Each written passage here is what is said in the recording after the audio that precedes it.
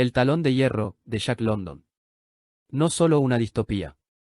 Jack London, el escritor norteamericano más leído a comienzos del siglo XX, no escribió únicamente novelas de aventuras. Este artículo se centra en el estudio de El talón de hierro, una de las obras más representativas de su literatura política y social, quizá su línea más importante y extrañamente más desconocida. Por Fernando Ciel. A modo de prólogo. En el mes de noviembre, se estarán cumpliendo 100 años de la muerte del escritor norteamericano Jack London. Con respecto a esa fecha, el próximo mes de agosto, entre los días 24 y 27, el Parlamento Nacional de Escritores de Colombia, en su 14ª edición, estará homenajeando la figura del autor de Colmillo Blanco. Como miembro coordinador del Parlamento y participante del encuentro que se realizará, estaré presentando en esa ocasión una ponencia sobre la literatura política de Jack London.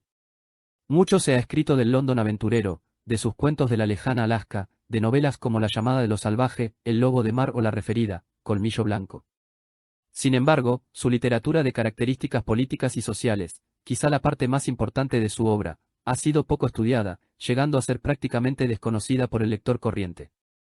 El presente artículo, centrado en la novela El talón de hierro, constituirá una parte de ese trabajo más extenso que tendré el placer de presentar en la ciudad de Cartagena de Indias.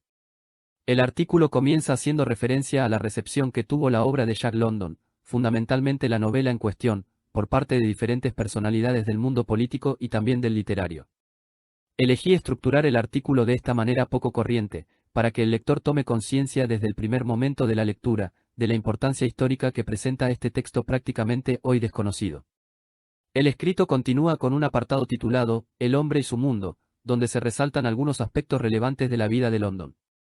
Como mi interés era centrarme en el estudio del talón de hierro, me pareció importante ir marcando un camino que desembocara en la publicación de la obra. Pensando en esto, excluí de los datos biográficos la condición de militante socialista de London y me referí a este tema por separado. Esto me sirvió para hablar de su doble condición, de militante socialista y de escritor, y referirme específicamente, dentro de la literatura londoniana, a aquellas obras que presentan temas sociales y políticos. Después de pasar ese preámbulo, extenso pero necesario, el artículo se centra en la novela El talón de hierro. Aparte de referirme a la estructura, los temas, los personajes y otros aspectos característicos de la obra, quise cerrar el estudio con una serie de citas, para que los lectores pudieran tener un acceso directo al texto de London.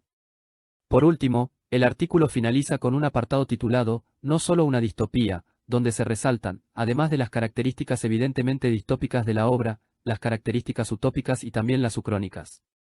Una recepción revolucionaria. En el año 1929, la revista norteamericana de tendencia marxista New Masses escribió sobre Jack London.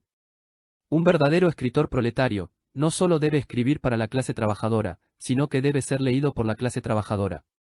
Un verdadero escritor proletario no solo debe usar su vida proletaria como material para sus libros, en estos debe arder el espíritu de la rebeldía. Jack London era un auténtico escritor proletario, el primero y, hasta ahora, el único escritor proletario de genio de los Estados Unidos. Los obreros que leen a Jack London. Es el único escritor al que han leído todos, es la sola experiencia literaria que tienen en común. Los obreros de las fábricas, los peones del campo, los marinos, los mineros, los vendedores de diarios, lo leen y lo releen. Es el escritor más popular entre la clase obrera de los EU. Esto se escribió, cuando ya habían pasado 13 años de la muerte del autor, y 21 años de la publicación del Talón de Hierro, obra con la que se trabajará en el presente estudio, por ser una de las más representativas de la literatura política del autor norteamericano. En el mismo sentido de la revista, Irving Stone, su principal biógrafo, refirió. El relato de London, Los favoritos de Midas, fue la primera narración proletaria que tuvo repercusión nacional en los EU. A ella siguió, El sueño del socialista Debs, que predijo la huelga general de San Francisco de 1934, y El talón de hierro que vaticinó el sistema de terror del fascismo. Después de su muerte, los críticos pudieron disentir sobre diversos aspectos de su labor, pero hubo un punto incontrovertible: Jack London fue el padre de la literatura proletaria de los EU. El talón de hierro fue un libro celebrado tanto por hombres de la literatura como por intelectuales revolucionarios de diferentes países. Nikolai Bukharin, editor de Pravda, periódico del Partido Comunista de la Unión Soviética, y teórico oficial de la URSS en la década del 20, destacó, dentro de la literatura norteamericana, únicamente a El talón de hierro. En la URSS, se llegaron a publicar 56 ediciones de las obras de London, cifra que superó los 6 millones de ejemplares. Sobre el talón de hierro, conocida es la carta que León Trotsky envía en 1937 a Joan London, hija del escritor. Allí expresaba: hay que destacar muy particularmente el papel que Jack London atribuye en la evolución de la humanidad a la burocracia y la aristocracia obrera. Gracias a su apoyo, la plutocracia americana logrará aplastar el levantamiento de los obreros y mantener su dictadura de hierro en los 3 siglos venideros. No es difícil imaginar la incredulidad condescendiente con la que el pensamiento socialista oficial de entonces acogió las previsiones terribles de Jack London. Se puede afirmar con certeza que, en 1907, no había un marxista revolucionario, sin exceptuar a Lenin y Rosa Luxemburgo, que se representara con tal plenitud la perspectiva funesta de la unión entre el capital financiero y la aristocracia obrera. Esto basta para definir el valor específico de la novela. Continuando con las apreciaciones soviéticas sobre la obra de London, no solo del Talón de Hierro, se cuenta que el propio Lenin poseía en el Kremlin varios libros del autor norteamericano. Para el líder de la Revolución de Octubre, lo más importante de la obra de London fue la crítica que realizó sobre el revisionismo y oportunismo del Partido Socialista de los CEU.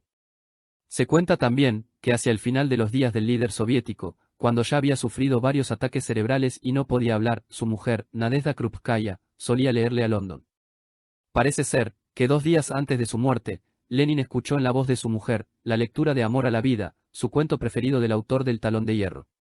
Sobre la obra de Jack London, también podemos mencionar un recuerdo de Ernesto Che Guevara, que aparece en La Sierra y el Llano, en el año 1961.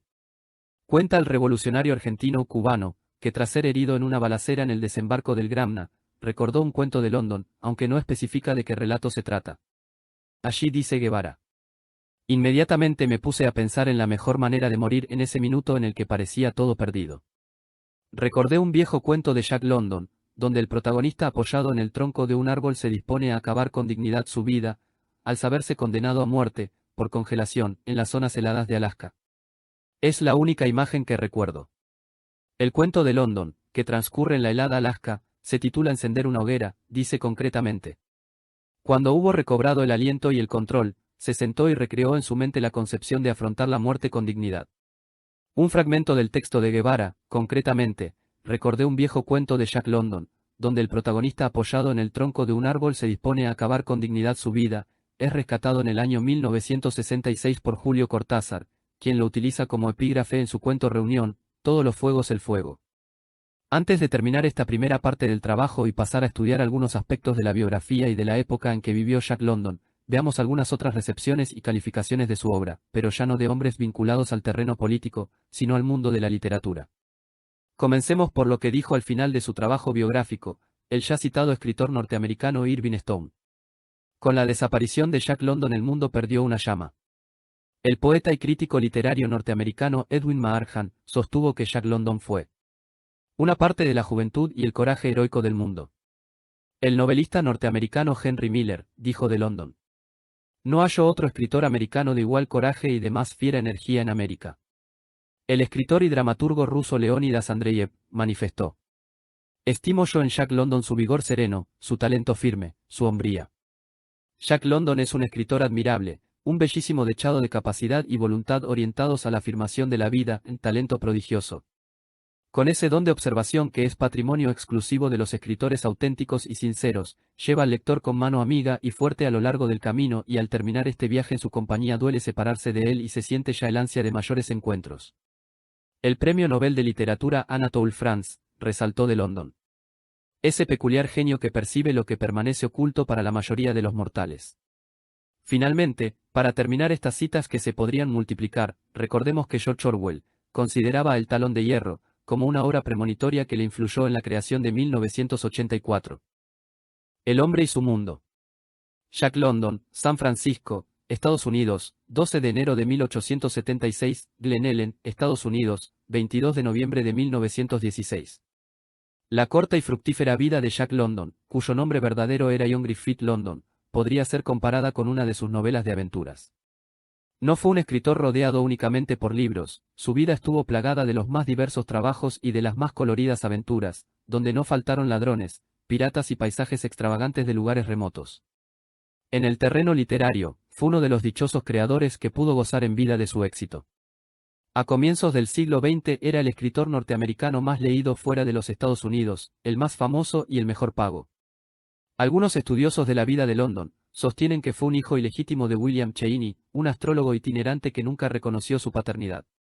El apellido, London, se lo dio el hombre que se casó con su madre y lo adoptó como hijo, un veterano de la guerra civil llamado John London. Vivió su infancia en la ciudad de Oakland en medio de dificultades económicas. Su padrastro no gozaba de un trabajo fijo, y su madre, Flora Wellman, una mujer de origen adinerado, tenía una salud muy precaria, padecía de neurosis y era aficionada al espiritismo. Debido a estas dificultades, Jack fue criado por una antigua esclava, Virginia Prentice, quien fue como su segunda madre. Además de asistir a la escuela, el joven London se vio en la necesidad de vender periódicos en la calle para ayudar a su familia. Esta condición de buscavida desde muy pequeño lo condujo en los primeros años de su juventud hacia el puerto de Oakland, donde conoció ciertos personajes picarescos y se aficionó con la bebida y con el mundo del mar. Pronto se transformó en ladrón de ostras y en navegante de la bahía de San Francisco. A los 17 años se enroló en un barco y se fue a cazar focas a las costas japonesas. Al regresar, se ocupó en diferentes empleos que le aportaron un escaso salario. Trabajó en una fábrica de yute, en una lavandería, en una fábrica de enlatados y en una mina de carbón. En el año 1894, London se unió a una columna de desempleados que marchó desde California hasta Washington a pedir empleo. Esta experiencia no tuvo un final grato para London, terminó en la prisión de Niagara Falls pagando una condena de un mes por vagabundeo. De todas formas, este fue un evento trascendental en la vida del futuro escritor, que lo llevó a sumarse a las filas del Partido Socialista de Oakland y a involucrarse en las luchas sociales y políticas que se estaban dando en el país. Por esta época ingresó a la universidad, pero la abandonó rápidamente, por presiones económicas y por sentirse desilusionado con la educación recibida. En 1897, Jack London se embarcó rumbo a Alaska a buscar oro. La suerte no lo acompañó en esa travesía y regresó mucho más débil, con algunas dolencias y tan pobre como se fue. A partir de ese momento de su vida, London decide dedicarse a la escritura. Antes de convertirse en escritor, Jack London había sido un gran lector. Durante su niñez y primera juventud leyó cientos de novelas en la biblioteca pública de Oakland. Más adelante en su vida, llegarían las lecturas de los autores que más lo influenciarían en su labor como escritor, entre ellos, podríamos nombrar a Marx, Kipling, Spencer, Stevenson, Moussas, Poe, H.G. Wells y Nietzsche. La primera referencia que se tiene de London como escritor es de cuando el joven contaba tan solo con 17 años. A esa edad ganó el primer premio de un concurso periodístico con la descripción de un tifón, una de las tantas experiencias que había vivido en su labor de marinero. Pero es tras su regreso de Alaska cuando London alquila una máquina de escribir y se propone seriamente convertirse en escritor. En su autobiografía novelada Martin Eden, London se refiere a este momento de su vida de la siguiente forma. Y entonces, restrellante de luz, brotó la idea. Escribiría. Sería uno de los ojos del mundo, uno de los corazones a través de los cuales siente ese mundo y uno de los oídos a través de los cuales el mundo oye. En prosa y en verso, sobre hechos reales e imaginarios, escribiría. Escribía torrentosa e intensamente, de la mañana a la noche y bien entrada la noche, y era el suyo un continuo estado febril. La gloria de crear, que se suponía atributo exclusivo de los dioses, era suya. En un principio las cosas no le fueron fáciles, sufrió sistemáticos rechazos y enfrentó muchas dificultades antes de poder publicar. Pero poco a poco las puertas se le fueron abriendo, comenzó publicando artículos y cuentos en revistas, sobre sus aventuras en Alaska y en los mares del Pacífico. Luego llegaron los primeros triunfos y rápidamente el éxito con obras como La llamada de la selva, El lobo de mar, Colmillo blanco, El silencio blanco, La expedición del pirata, Cuentos de los mares del sur, entre otras. Sin embargo, el éxito literario no significó para London la superación de sus problemas existenciales. Si bien se pudo dedicar a navegar por la bahía de San Francisco, comprar un rancho de 1000 acres y hacer algunos viajes fuera del país, su adicción al alcohol junto a sus problemas renales y hepáticos, lo fueron diezmando física y psicológicamente. Poco a poco la morfina y la heroína comenzaron a suplantar al alcohol y a los analgésicos.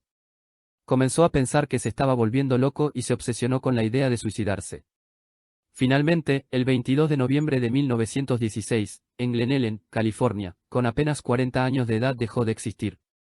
Si bien el certificado de defunción escrito por sus médicos dice que la causa de su muerte fue una uremia, diferentes biógrafos aseguran que se trató de un suicidio. Se habla de una sobredosis de morfina, combinada con otras drogas que el escritor solía utilizar para calmar sus dolores renales. Los médicos intentaron salvarle la vida, pero tras una agonía de 12 horas, falleció. El militante socialista. Un capítulo aparte en la vida de este autor lo ocupa la militancia política. Es importante que nos detengamos en esta faceta de London, porque encontraremos ideas y temas que se desarrollarán en gran parte de sus obras.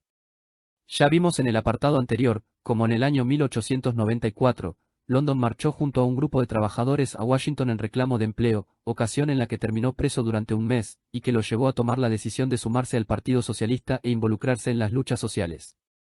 Como trabajador, le tocó ser testigo del tratamiento degradante que se les daba en Nueva York a los trabajadores, sobre todo a los inmigrantes. Cuando estuvo en Londres como periodista, quiso conocer el East End, una zona de la ciudad donde vivían las clases populares. Allí convivió con los más pobres y plasmó la sacrificada vida de esas personas en un trabajo investigativo que tituló El pueblo del abismo. En los primeros años del siglo XX, en Estados Unidos, los movimientos sociales y sindicales comenzaron a hacerse sentir. Los abusos frecuentes de la clase empresarial y las condiciones infrahumanas en las que se debía trabajar provocaron un fuerte descontento en las masas trabajadoras. A los abusos, los trabajadores respondían con huelgas, pero estas eran aplastadas, ya sea por la fuerza pública o por ejércitos de matones privados al servicio de los empresarios. Esto llevó a que, en el año 1904, el Partido Socialista consiguiera un avance sustancial en las elecciones presidenciales, y a que, en el año 1905, naciera el Industrial Workers of the World, un sindicato radical, opuesto a las posiciones conciliadoras de la American Federation of Labor. Fue precisamente en ese año de 1905 cuando London comenzó a recorrer el país dando conferencias. Sus charlas, de fuerte contenido social y político, le servían para promocionar sus libros y al mismo tiempo difundir las ideas socialistas. En un artículo de 1906, titulado Yo he nacido en la clase obrera, London plasma una serie de argumentaciones, seguramente muy similares a las que expresaba en esas conferencias referidas. Allí dice: ya antes de mi nacimiento, otros espíritus más desarrollados que el mío, habían expresado todo lo que yo pensaba y se habían adelantado a su tiempo. Fue entonces cuando descubrí que era socialista. Los socialistas eran revolucionarios, en la medida en que luchaban para transformar la sociedad tal como existe actualmente, y con otros materiales, construir una nueva sociedad. Yo también era socialista revolucionario. Estas son mis perspectivas. Aspiro al nacimiento de una nueva época donde el hombre realizará el mayor progreso, un progreso más elevado que el de su vientre, y en el que el aura para animarlos para nuevas acciones será mucho más estimulante que la actual derivada de su estómago. Guardo intacta mi confianza en la nobleza y excelencia de la especie humana. Creo que la delicadeza espiritual y el altruismo triunfarán sobre la glotonería grosera que reina hoy en día. En último lugar, quiero hacer constar mi confianza hacia la clase obrera. Como ha dicho un francés, en la escalera del tiempo resuenan sin cesar el ruido de los zuecos que suben, y de los zapatos barnizados que descienden. Los salones de diferentes ciudades se llenaban de trabajadores que escuchaban atentamente hablar a London de una revolución purificadora y del final del capitalismo. Pero a pesar de que su éxito popular era incuestionable, los líderes socialistas del momento no veían con demasiada simpatía las propuestas radicales del escritor y se mostraban más afines con la idea de tumbar el capitalismo por la vía democrática. Consciente de su posición menos optimista de la realidad y desilusionado de la clase dirigente del movimiento social, es que London decide escribir la obra que estudiaremos en profundidad, El Talón de Hierro. Una literatura, para la revolución. Ese conferencista incendiario que recorría el país hablando de la revolución, ese extraño híbrido de obrero, militante revolucionario, aventurero y escritor, no se conformó solamente con recrear en sus libros sus aventuras por diferentes tierras, también quiso hablar de su condición de revolucionario, de sus sueños de crear una sociedad más justa. Así fue que concibió obras donde los principales protagonistas son los trabajadores y donde la explotación capitalista y la lucha por la liberación social representa la temática principal. Al abordar estos temas, London presagió muchos de los conflictos sociales que se vivieron en las décadas posteriores a su muerte. Se refirió, tanto a la expansión del capital financiero como a la burocratización sindical y los conflictos en el interior del movimiento obrero. Entre las obras más destacadas de este tipo de literatura londoniana, podemos nombrar a La lucha de clases, Suyo por la revolución, Tiempos malditos, Historia de los siglos futuros, La huelga general, El talón de hierro, El pueblo del abismo, Guerra de clases, Los favoritos de Midas, Revolución y otros ensayos, Goulaía, La fuerza de los fuertes y estado de guerra. El talón de hierro. Publicada en 1908, El talón de hierro es una de las novelas más representativas de la literatura política de Jack London. La novela cuenta una parte fundamental de la vida del revolucionario norteamericano Ernest Everhart, capturado y ejecutado en el año 1932 por parte del gobierno oligárquico, el Talón de Hierro, tras haber formado parte de un levantamiento revolucionario. Comienza con un prólogo, escrito desde un futuro socialista, fechado en el año 2600, 7 siglos después de sucedido los hechos que se cuentan en el relato. Anthony Meredith, ficticio personaje que firma el prólogo y una de las dos voces narrativas de la novela, asegura haber encontrado el manuscrito perteneciente a Avicy Barhart, una joven de la alta sociedad, quien se enamora de Ernest, se casa con él, y pasa también a ser una activista revolucionaria. La historia es narrada en primera persona, por Avicy Barhart, quien rememora con el escrito la imagen de su esposo ya fallecido, contando su historia desde el momento en que se conocieron. El relato se centra en los acontecimientos que sucedieron en los años en los que se consolidó el Talón de Hierro, un poder político y económico inédito en la sociedad, que no dudó en aplastar los levantamientos obreros de principios del siglo XX. Avicy Barhart, a quien podríamos llamar la narradora principal, nos cuenta los acontecimientos como una verdadera testigo de los hechos, hasta que su relato se interrumpe bruscamente. La historia se completa entonces con las notas escritas varios siglos después por Anthony Meredith, a quien podríamos llamar narrador secundario, quien comenta y enriquece los acontecimientos históricos narrados por Avicy Barhart. Internamente, la novela presenta dos partes o momentos, claramente diferenciados.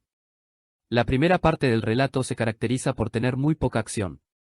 Allí encontramos la presentación de los personajes, fundamentalmente la del militante revolucionario Ernest Barhart.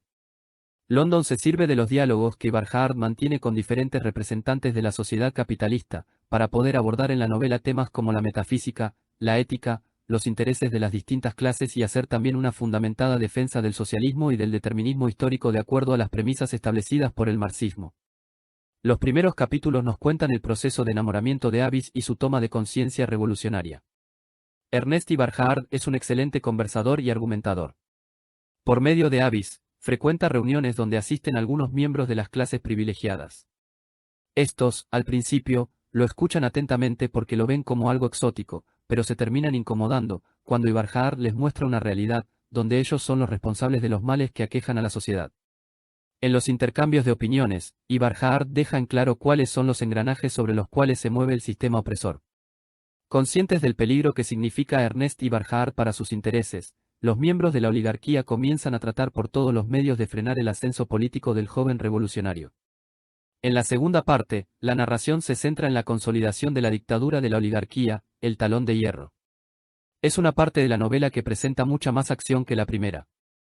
Se cuenta cómo en el año 1902 estuvo a punto de concretarse un enfrentamiento bélico entre EU y Alemania, pero una huelga general, llevada adelante por trabajadores socialistas de ambas naciones, abortó el enfrentamiento. Tras la huelga, hay un triunfo revolucionario en Alemania y en EU, la lucha social se radicaliza.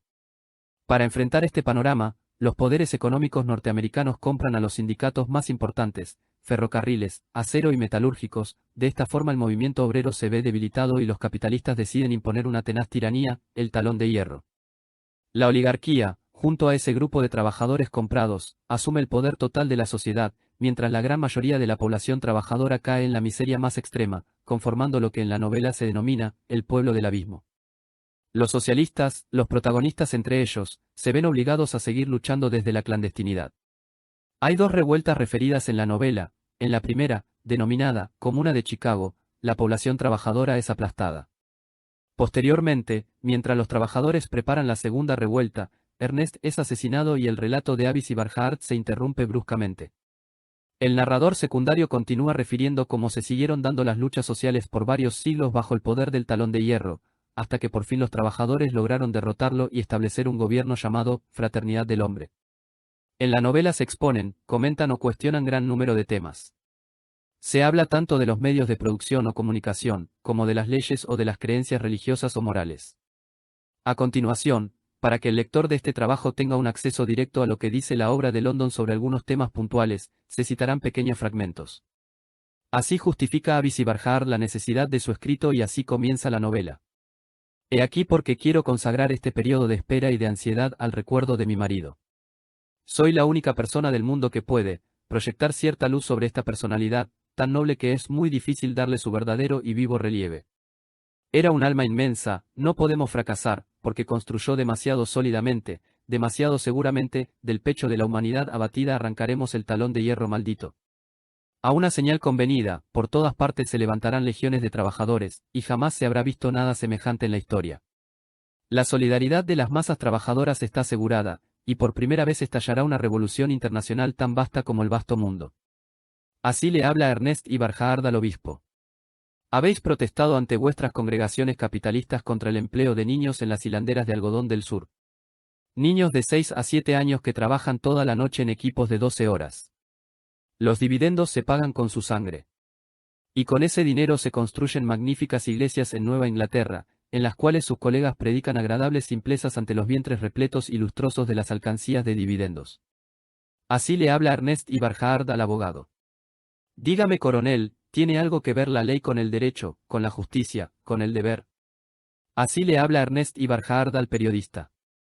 Me parece que su tarea consiste en deformar la verdad de acuerdo con las órdenes de sus patrones, los que, a su vez, obedecen la santísima voluntad de las corporaciones.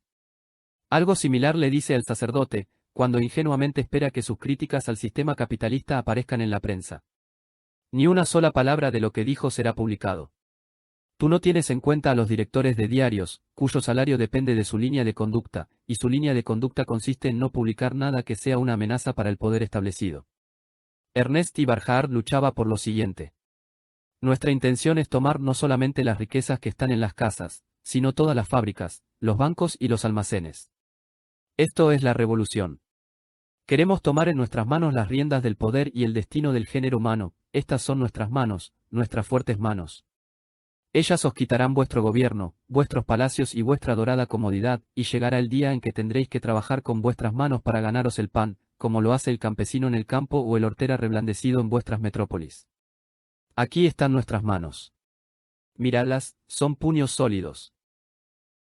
Sobre la desigualdad en el reparto de los beneficios de la industrialización, Ernest Ibarjahard dice: 5 hombres bastan ahora para producir pan para 1000 personas. Un solo hombre puede producir tela de algodón para 250 personas, lana para 300 y calzado para 1000. Uno se sentiría inclinado a concluir que con una buena administración de la sociedad el individuo civilizado moderno debería vivir mucho más cómodamente que el hombre prehistórico. Ocurre así, si el poder de producción del hombre moderno es 1000 veces superior al del hombre de las cavernas, porque hay actualmente en los Estados Unidos 15 millones de habitantes que no están alimentados ni alojados convenientemente, y 3 millones de niños que trabajan. Ante este hecho, doble hecho, que el hombre moderno vive más miserablemente que su antepasado salvaje, mientras su poder productivo es 1000 veces superior, no cabe otra explicación que la de la mala administración de la clase capitalista, que sois malos administradores, malos amos, y que vuestra mala gestión es imputable a vuestro egoísmo. Como se refirió en la biografía, las posturas radicales de London no veían como viable un cambio de sistema por la vía democrática. Respecto a esto, dice Ernest Ibarjahard: sabemos, y lo sabemos al precio de una amarga experiencia, que ninguna apelación al derecho, a la justicia o a la humanidad podría jamás conmoveros. Y cuando un miembro de la oligarquía le refiere que no aceptarán ser sacados del poder, Ernest Ibarjahard le responde: y el día que hayamos conquistado la victoria en el escrutinio, si os rehusáis a entregarnos el gobierno al cual llegaremos constitucional y pacíficamente, entonces replicaremos como se debe, golpe por golpe, y nuestra respuesta estará formulada por silbidos de obuses, estallidos de granadas y crepitar de ametralladoras. Continúa Ibarjahard con esta sentencia: el poder será el árbitro. Siempre lo fue. La lucha de clases es un problema de fuerza. Pues bien, así como su clase derribó a la vieja nobleza feudal, así también será abatida por una clase, la clase trabajadora. Ibarjahard no cuestiona a aquellos hombres que al conmoverse con la injusticia recurren a la caridad, pero sostiene que es una conducta inútil si lo que se quiere es transformar la sociedad. Es significativo también lo que sucede con el sacerdote, cuando descubre dolorosamente cómo la Iglesia es cómplice de la miseria existente en la sociedad. Ibarjahard sabe que cualquier denuncia o cambio de postura del sacerdote, a nivel de la Iglesia, será completamente inútil. A los burgueses, desplazados por las grandes compañías, que sueñan con volver a la época preindustrial, Ernest Ibarjahard les dice: en lugar de destruir esas máquinas maravillosas, asumamos su dirección. Aprovechémonos de su buen rendimiento y de su bajo precio. Desposeamos a sus propietarios actuales y hagámoslas caminar nosotros mismos. Eso, señores, es el socialismo. Venid a nosotros y sed nuestros compañeros en el bando ganador. Sobre los partidos políticos tradicionales y los sindicatos vendidos, sostiene Ernest Ibarjahard: los políticos de los viejos partidos, los criados, los sirvientes de la plutocracia y los sindicatos sumisos se esforzarán por transformar sus organizaciones en corporaciones cerradas, y lo conseguirán. Sobre la guerra que pretendían llevar adelante EU y Alemania, dijo Ernest Eberhard. La oligarquía quería la guerra con Alemania por una docena de razones. Además, el periodo de hostilidades debía consumir un volumen de excedentes nacionales, reducir el ejército de parados que amenazaban en todos los países y dar a la oligarquía tiempo para respirar, para madurar sus planes y realizarlos. Deberán gastar sus excesos de riqueza en obras públicas. Como las clases dominantes del antiguo Egipto erigían templos y pirámides con la acumulación de lo que habían robado al pueblo. Finalmente, en cuanto a la conducta que debían llevar adelante las masas trabajadoras para tumbar el talón de hierro, Ernest Eberhard sostenía: es inútil, estamos derrotados por anticipado. El talón de hierro está ahí. Había puesto mis esperanzas en una victoria pacífica, lograda gracias a las urnas. Seremos despojados de las escasas libertades que nos quedan, el talón de hierro pisoteará nuestras caras, ya no cabe esperar otra cosa que una sangrienta revolución de la clase trabajadora. Naturalmente, lograremos la victoria, pero me estremezco al pensar en lo que nos costará. No solo una distopía. Para finalizar el artículo, una pequeña reflexión sobre este punto. El talón de hierro es una novela que fácilmente podríamos catalogar como distópica. Los hechos transcurren en un futuro próximo al tiempo en que fue publicada. Es una obra de anticipación, que advierte sobre una posible sociedad futura gobernada por un régimen tiránico, que controla la economía, la información, la justicia, mientras los trabajadores viven en condiciones miserables. Pero si bien la descripción social dejada por Avis y Eberhard nos muestra una sociedad distópica, que la podríamos ver como una anticipación o advertencia de los regímenes fascistas de la Europa de entreguerras, también encontramos en la novela elementos utópicos y ucrónicos. Utópica es la sociedad por la que lucha Ernest Eberhard y su esposa, una sociedad igualitaria, justa, libre y pacífica. Si bien este tipo de sociedad se termina estableciendo y es desde donde se publica el manuscrito, en la novela no aparece descrita, aunque siempre esté presente en los sueños de los protagonistas. London, en esta obra, en lugar de mostrarnos una utopía socialista, nos muestra la lucha de los personajes para llegar a ella en medio de una sociedad de características distópicas. En cuanto al factor ucrónico, en menor medida, también está presente. Si bien en la obra no encontramos un punto ya ámbar donde la realidad histórica toma otro rumbo, sí es una novela, que al igual que las ucronías, está anclada en un lugar histórico real. Leyendo El talón de hierro, vemos que también es válida la pregunta que podemos establecer en toda ucronía: ¿qué hubiera pasado si? El talón de hierro, al igual que este tipo de obras, conjetura y especula sobre cómo hubiera sido la vida si un régimen como el allí descrito hubiera triunfado.